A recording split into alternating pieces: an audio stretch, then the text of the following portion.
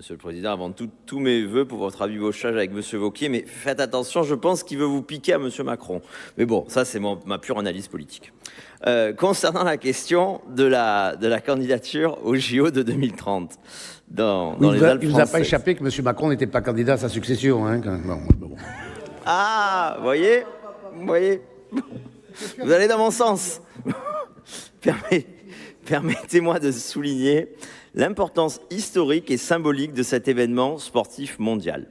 Ce rendez-vous est une occasion unique de mettre en avant nos paysages époustouflants, notre culture et notre hospitalité. Bref, une formidable mise en lumière de notre territoire. Cependant, il est notre devoir en tant qu'élus de nous pencher sérieusement sur les implications de cette décision. Tout d'abord, il est essentiel que nous soyons transparents quant aux coûts associés à l'organisation de ces Jeux. Ces derniers sont un investissement considérable, sujet à une facture plus élevée que prévu, comme nous l'illustrent les prochains JO de Paris. Nous devons donc veiller à ce que les coûts initiaux ne se transforment pas en fardeau financier à long terme pour notre région.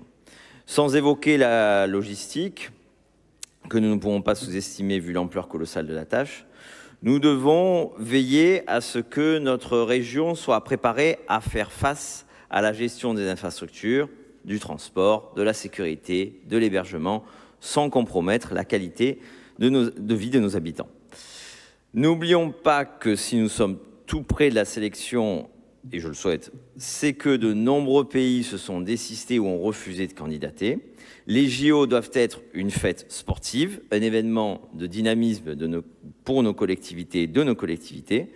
C'est pourquoi une consultation de la population, nous aurions aimé une consultation directe auprès de nos concitoyens. Nous aurions pu leur donner l'opportunité de s'exprimer sur un événement comme celui-ci et donner une légitimité supplémentaire à nos deux régions pour l'organisation d'un tel événement. Cette demande s'inscrit d'ailleurs dans le droit fil de la demande du CIO qui a évoqué la possibilité d'un référendum systématique dans l'organisation des Jeux. Les avantages en termes de visibilité, de fierté régionale et d'opportunités économiques sont indéniables. Cependant, nous ne pouvons pas ignorer les questions financières, environnementales et logistiques qui se posent. Nous ne pouvons pas écarter non plus d'un revers de main les interrogations financières de nos communes.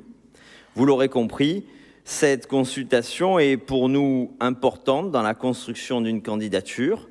C'est aussi un moyen d'asseoir la légitimité de cette décision et d'éteindre les incendies que des écologistes trop zélés pourraient allumer.